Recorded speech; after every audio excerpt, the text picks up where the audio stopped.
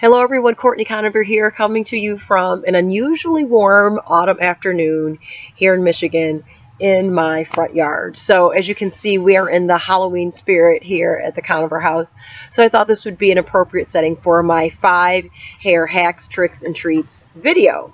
So before I officially begin, I want to tell you that this is day 13 here. This is day 13 of my wash and go. I exclusively do wash and goes, and I like to begin each video by telling you what day my wash and go is, because if you watch a video that I shot on, say, day 1, 2, 3, or 4 of my wash and go, my hair is going to look a little bit longer. It's going to be not as full. And you might think that, if you compared a video that was shot on day 4 with a video that I shot today, you might think that I cut my hair or I picked it out. No, this is just every day it just gets bigger and bigger, and I've grown to like it this way. So anyhow, this is day 13 hair of my wash and go. Kind of wild and crazy, but I really, really like it this way. Anyway, so let's get to the topic at hand today. I have collected or assembled for you 5 things that I literally have come to depend upon during my during the hair process now of doing my and Kennedy's hair. The first thing I'm going to share with you is this little hair catcher, hair drain protector. I don't even know what the official name of this is, but you can find this for, no joke, under $3. I think it's $1.97. Got mine at Walmart in the hair and bath aisle. So pretend that my hand is the floor of your bath or shower, and just pretend that there's a little hole here that would be the drain. You stick this baby in here just like this, and it fits snugly in your drain, and it just literally catches all the hair. So if you can kind of see, there are actual little teeth that are coming up around the holes. It just traps all the hair right here. So let me tell you, for obvious reasons, obviously, why I purchased this several years ago, even before I went natural. I cannot tell you how many times the hubs had to call a plumber to snake the drain because of my hair that has clogged up many a drain in the bathrooms of this house. So I was shopping the aisles of Walmart several years ago, and I saw this thing for, like I said, I think it was $1.97 back then. I said, it's worth it. $1.97, save thousands of bucks snaking your drain. You choose. So I picked this, and I'm going to tell you why. Obviously, that's the number one reason why. It protects your drain from all the hair and gunk that could just settle and cause you to have to call a plumber later. That's number one. But I'm going to tell you why, in particular, since becoming natural, this has really, really, really become a staple for me. So it's been said that we shed 100 hairs a day. Okay, I know that some of us probably shed a little less. Maybe some shed, I don't know, a little more than that. Okay, but everyone's got their normal somewhere in that range. But let's just say I shed 100 hairs a day. Back when I was straightening my hair and flat ironing my hair, and I made my hair like stick straight. Okay, I blow dried it and flat ironed it. It was just super straight. I could run my fingers through it. It had a smoother texture. So it would not be unusual for me to see shed hair on my shoulder or on the bathroom counter or in the hood of my coat or something like that. Okay, so healthy hair sheds. That's just the way it is. So it's easier for straight shed hair to be more noticeable because you would just see it come out. Since I've become natural and since I've gone curly, that's not the case, and I'm going to tell you why. I still probably shed the same amount of hair, okay? So let's say I'm still shedding that 100 hairs a day. The difference is, because my hair is curly and my curls clump, okay? So let's just take a top portion of hair here. So hair sheds, comes out at the root, has that little bulb attached, right? Again, entirely and completely normal. But that hair would shed, okay? So it becomes detached from my scalp, but it's still clumped with the rest of these hairs. So unless I go through and maybe see it hanging a little longer and pull that particular strand of hair out, it's going to stay in here. It's going to stay in here until I wash my hair. So I finger detangle my hair with copious amounts of conditioner, tons of conditioner. I will talk about my hair regimen in a different video.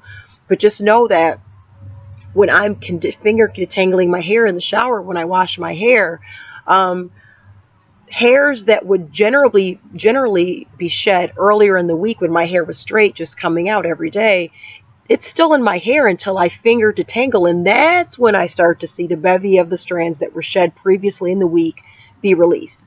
They've already been, again, detached from my scalp, but they're still clumped to my hair. So it's not until I take my fingers through with the conditioner and the water that I start to see the shed hair. So when I washed my hair, when I was flat ironing it, I saw a little less, okay, because again, my hair was shedding and being released from this head at the same rate, but it was coming out easier because it was straighter. So it would be nothing for me to just go like this and just maybe a strand or two would fall out. Again, entirely normal, not breakage, but just natural shedding. But it's not that, my hair doesn't come out that easily now because it's still clumped to the curls, even though it's detached from my scalp. So therefore, when I wash my hair, I feel like I see a little more in this than I did when I was flat ironing it. I'm still losing the same amount of hair. It's just that it's coming out more concentrated when I detangle in the shower. So therefore, now that I've been natural now, I really gotten the hang of what I'm doing. I see whether I wash my hair on day 8 or day, say, 12 of my wash and go, I still see, the same amount of hair being gathered in this. The key with this, and the reason why I like this so much, is if I did not have this, I would have no idea of how much hair I'm shedding or losing, and God forbid, even more so, if you have breakage, right? So let's say I did something to my hair. Let's say I bleached it, didn't take care of it. And let's say my ends were breaking, okay? So let's say that every wash or so, I'm losing this much all the way around my head with breakage. I would see that reflected in this too, right? So I'd start to see littler strands. So I don't see little strands. My hair's not breaking. But when I see strands in this, they're all full hair with the bulbs attached. So I know it's natural shedding. Nothing I can do about it. That's just our body's way of functioning and releasing hair that's entirely normal. But yet and still, I like this because no shed, broken hair, whatever gets by me. Everything gets caught in this. So if all of a sudden I'm washing my hair and I'm accustomed to seeing a certain amount of shedding, hair, whatever you call it, and I'm used to seeing that, and all of a sudden I do something different to my hair, right? And it's not readily or immediately noticeable by the look, but I start to see more hair coming out in the shower. I know now something's wrong, right? So this is kind of like a gauge for me.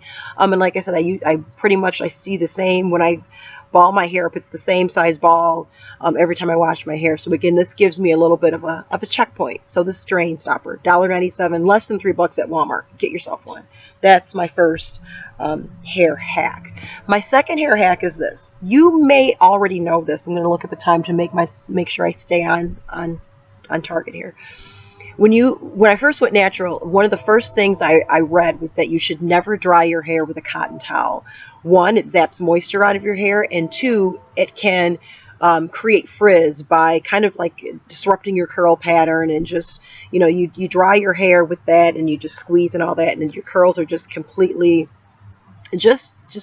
they wreak havoc on your hair. So no cotton towels, no bath towels. Do not scrunch, dry, run them over your hair. Cotton towels are no bueno. Instead, you should get yourself a microfiber towel. That's what I read. Microfiber. You can still get the benefits of drying your hair a little bit, and also retain that moisture that curly hair so badly needs, particularly more than straight hair. So what did I do? Ran to Sally's and got a 5-pack of these black microfiber towels. I think it was like, this pack of 5 was like $9.99. Okay. And then immediately after doing this, I said, oh my gosh, a microfiber towel is a microfiber towel. It doesn't really matter where you buy it from, as long as it's microfiber. So then I went to the dollar store and I bought them in the kitchen section for $1, right? Then I really got a bright idea and just kept reading about other things that I can do. And then I came across this option. So I went from $9.99 to $1 to free. And what works just as good as a microfiber towel is, ta-da, a t-shirt. So my handsome hubby is 2X to 3X. So I use his t-shirts, his old mangy t-shirts that he no longer wears. I cut out the neckline even bigger so that I can put my hands through. And this is how I blot Kennedy's hair. Now, I don't do this for me. I'm going to show you what I do for me in a minute. But instead of using a microfiber towel, t-shirts work just as well. And I know they're cotton. I don't understand the science of it, but just trust me when I say that these are just unbelievable for blotting your hair while retaining moisture but getting rid of that sopping wet, so that you can so that you can accelerate the drying process, particularly if you're air drying. And that's what I do for Kendi's hair. So I put my arms through this thing and I just scrunch all the way around and get all the moisture out. So again, cotton t-shirt, make sure it's 100% cotton. I don't know, I think dry wick, I don't know if dry wick would work just as well, but I use cotton t-shirt for Kendi's hair. Okay, so those are my 2 hacks. Okay, now I'm going to move on to trick. This is a skewer. So you've seen them to make your kabobs. Put some veggies on this thing and blam on the grill. We have them all over the house. Well, we had them in the kitchen. Okay, and I'm going to tell you what I ended up doing.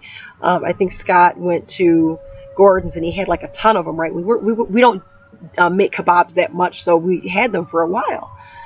So I first realized that these were great for cleaning the bathroom when you get in those hard to reach spots of tile and grout and all that, and you can just really get in there good. So what I started to do was, after I use it, I throw it away. I don't reuse these. They're really cheap. You can buy like hundreds of them, or a box of 100 or 75 or whatever. So what I would do is I would take just a small portion of these and put these in the bathrooms, just so that when I'm cleaning, right, I can have it clean, throw away.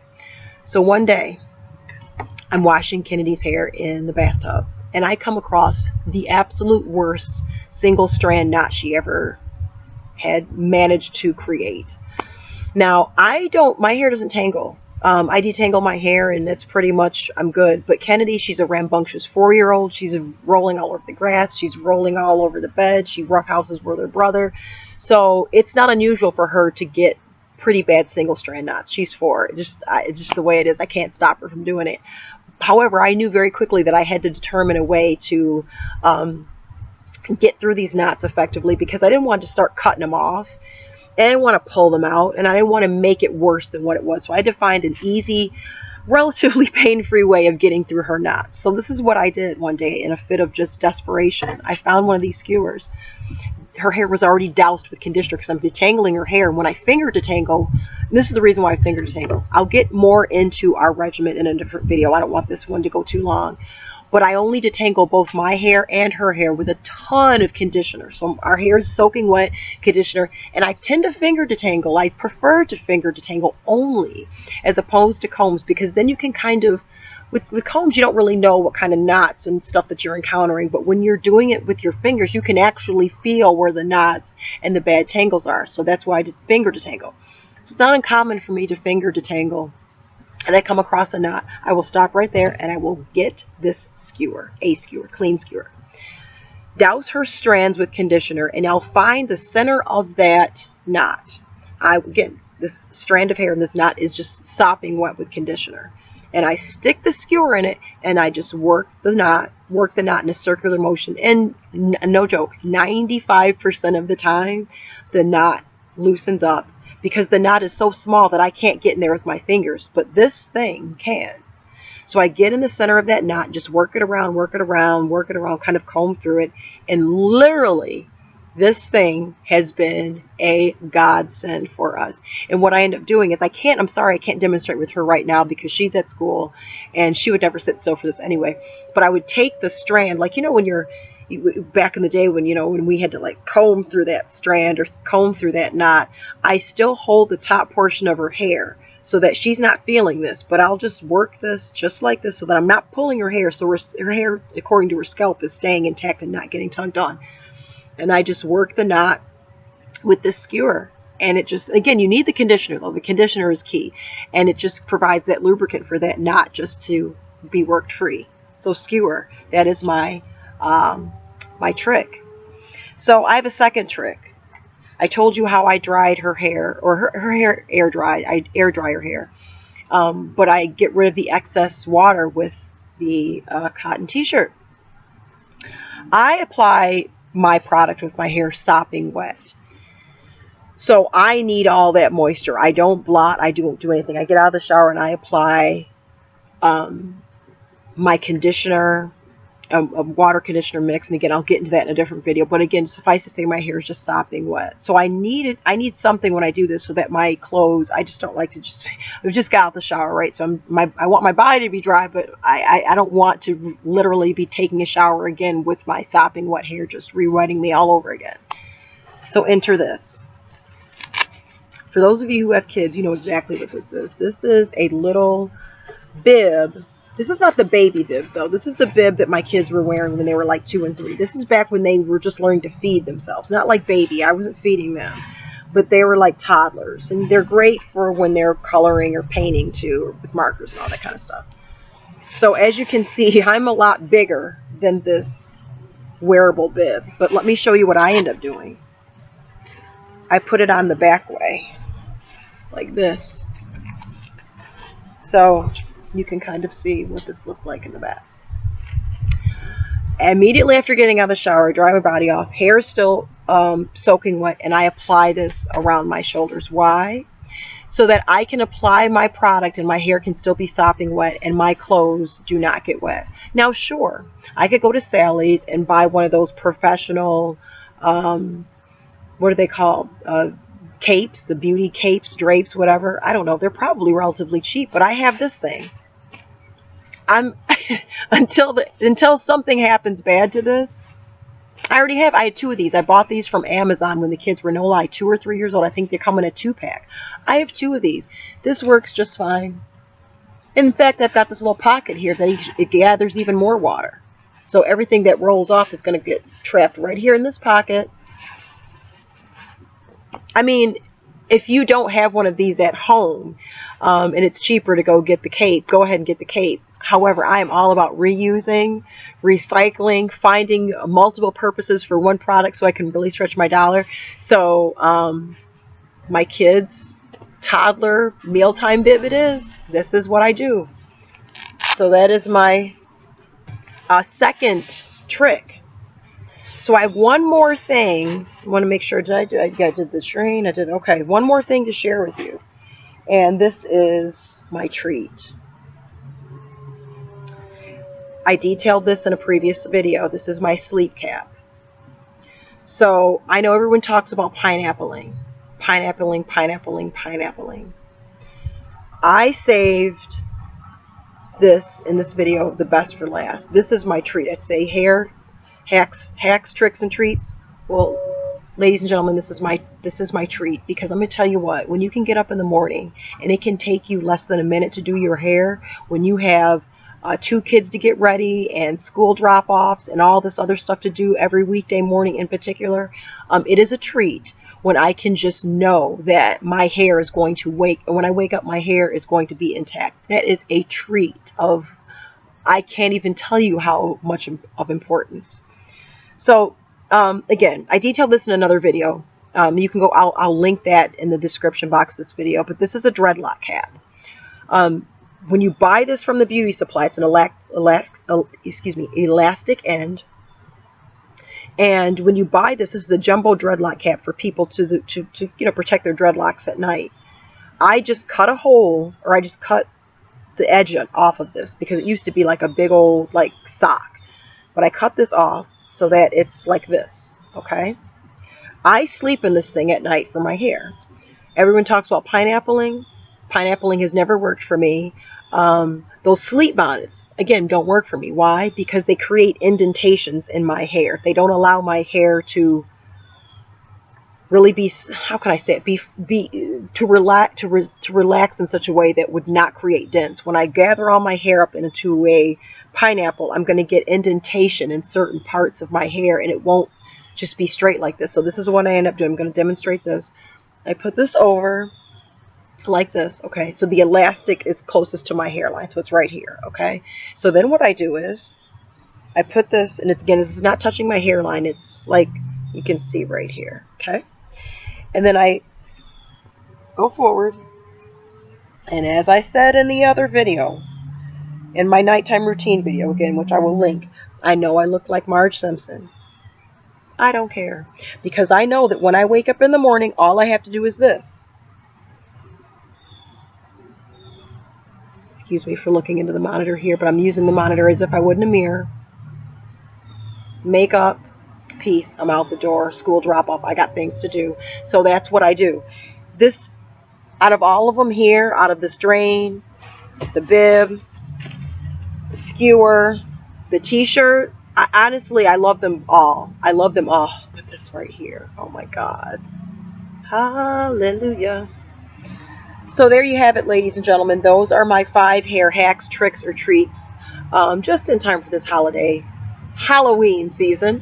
Hope you enjoyed watching this video, and I will be talking about this and all the other things related to natural hair on our closed Facebook group called Courtney Conover's Naturally Curly Love Lounge. I'll have a link to that in this description box as well. Come on and join us.